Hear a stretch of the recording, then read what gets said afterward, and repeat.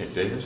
If I'm head of HR of a large corporation, I'll have a senior manager of diversity and inclusion reporting to me. Now, I can't eliminate the position because that would be career suicide. So what should I tell them to do? Well, you should pay very careful attention to their definitions of diversity. And then you have to pay careful attention to the criteria by which you choose people. You know, that's an extraordinarily difficult question because it's a personnel selection decision. But one of the things I would say is, well, if you're looking for managers and administrators, screen them for conscientiousness. You get about a 0.25, 0.3 correlation. You think, well, that's nothing. That's wrong. It switches your probability of hiring an above-average employee from 50-50 to 67.5, 32.5. If it's a 0.30, let's see, sorry, 65-35 if it's a 0.30 correlation.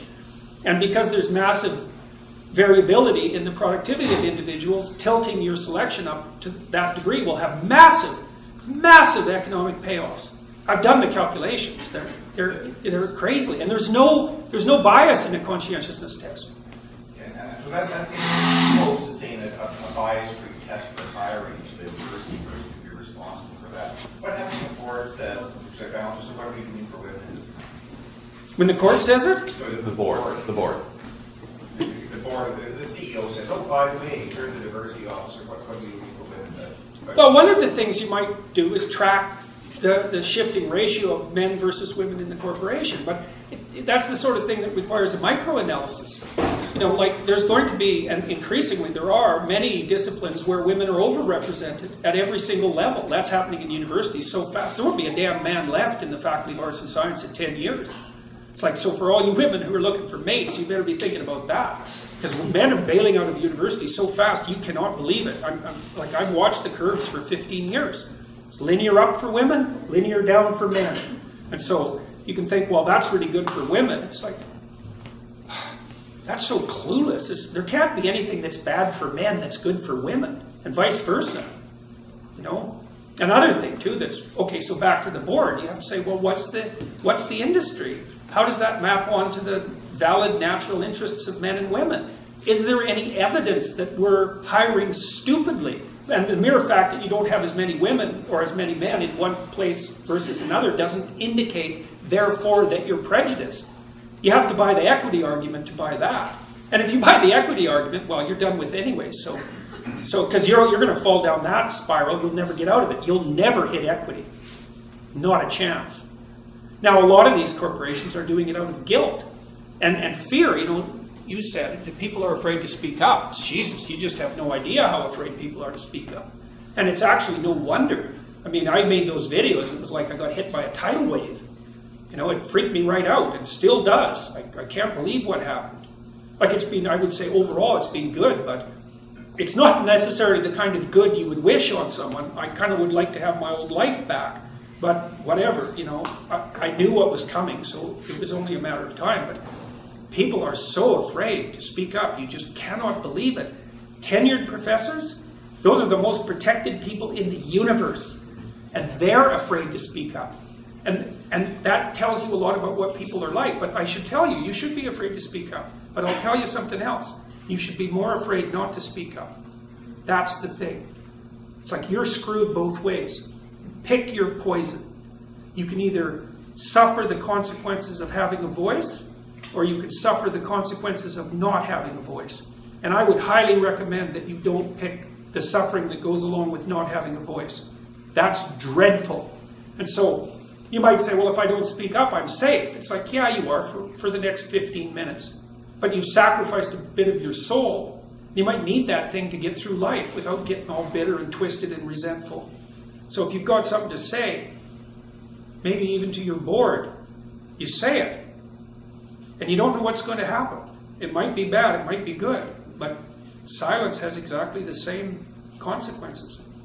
So, and Dr. Peterson's hiring, so when they get rid of you, David... or they're hiring to replace me. They're not, by the way. The university has backed off completely. And I'm sure that was a big part of, because of all the public support. Right. You know, not that, I mean, I'm not trying to paint them as evil villains, because they're not. But also the students were very welcoming to me when I came back to class, which was a big deal because I was very nervous when I came back to class, like very nervous. I didn't know what the hell was going to happen, or even if I was going to come back. So, but, well. Okay, there's at least one more question, or two questions, and then we're going to probably wrap up. Okay. I listened to you on the Joe Rogan podcast, which was one of my favorite episodes, but you mentioned that despite it being difficult for you to say, you would not recommend that today's youth attend university in the traditional sense. So I wanted to know what advice you would have for people who are aspiring to be clinical psychologists or who want to pursue any form of further education.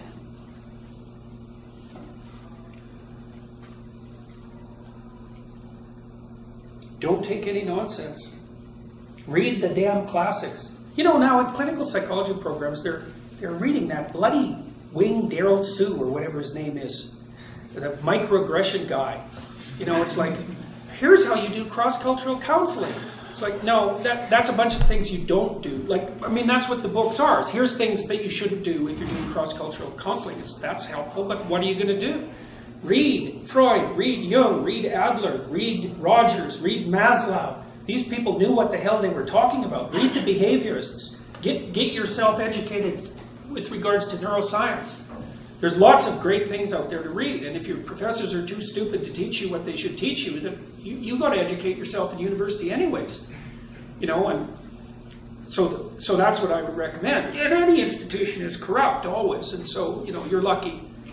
You're lucky if you're in graduate school if 1 in 5 classes is really worth taking. You know, but you can't get too cynical about that. Things don't necessarily work all that well, but there are great things to read. I mean, read Jung, that'll turn you inside out.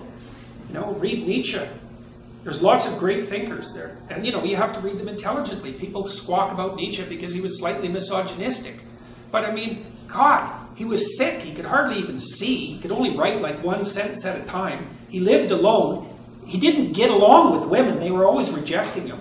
You know, not that that has anything to do with the women, but, and he didn't know if anyone was ever going to read what he wrote. He sold like 500 copies of Beyond Good and Evil. It's like, so now and then he got annoyed and wrote something snippy. It's like, Jesus, give the guy a break, you know? And so when you read Freud as well, you know, the stuff's dated, and so you have to adjust your reading for the context. But when someone comes across a misogynistic statement and says, oh, well, I'm not reading this person, all they're saying is they're too stupid to separate the wheat from the chaff, or too lazy. It's like, oh, I don't have to read Nietzsche. Well, that's a relief. That's for sure. That's a relief, man. So I was thinking more about parents who are trying to make a decision to send their kids to university. It's like, so much of it is corrupt. Social work, anthropology, social psychology, education, like English literature, a huge chunk of the humanities, which is an absolute catastrophe. The humanities go, the universities are done, because they're the soul of the universities. You can get technical training. You can be trained technically in all sorts of other ways, and corporations are starting to figure this out fast. So we lose the humanities, the universities are gone. And we're losing them fast, because all they do is teach you identity politics. Jesus, you can learn the rules to that game in one day, right? Divide the world into oppressed and oppressor. That's easy. Man, that's a snap.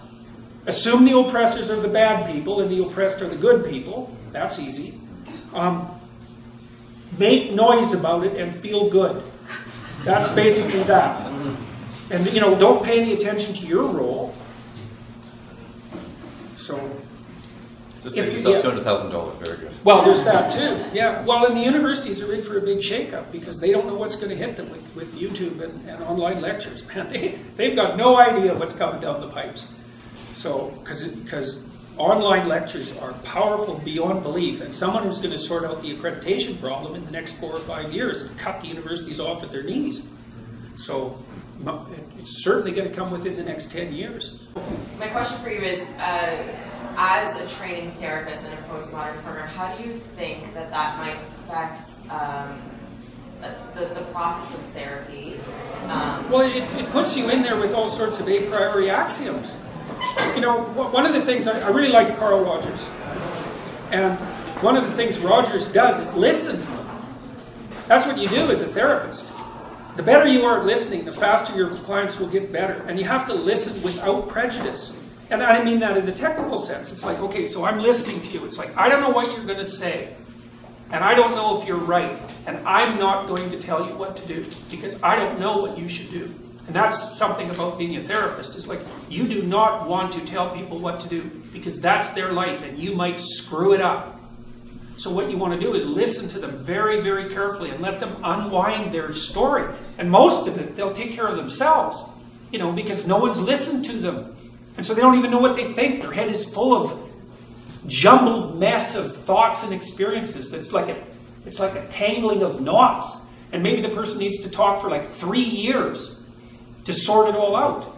And what you should do is listen to them from a different culture, whatever. Like, there's going to be friction because of that, because you'll come at it, at least to some degree, with different assumptions. But read the damn therapists. Those people were smart, man. They tell you things about... It's like each of them gives you a different toolbox. They're not scientific theories exactly, but as a clinician, you're not a scientist.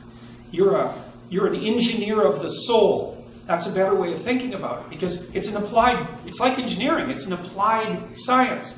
So that makes it not a science exactly. You can use scientific knowledge, but you're still aiming at the good, right? That's what you're doing as a therapist. With the other person, you say, look, you already know that things aren't as good for you as they need to be. We're going to work on that. And you're here to make things better, and I'm here to help you figure out how to make things better. Then I'll listen to you, and we'll move towards some place that's lighter and better. And then you have tools that you can use in that kind of analytic and listening process. And the great psychotherapists, man, those people had their 10,000 hours, you know, and they all come at it from slightly different temperamental perspectives. Like Jung's work is really useful for dealing with people who are high in openness.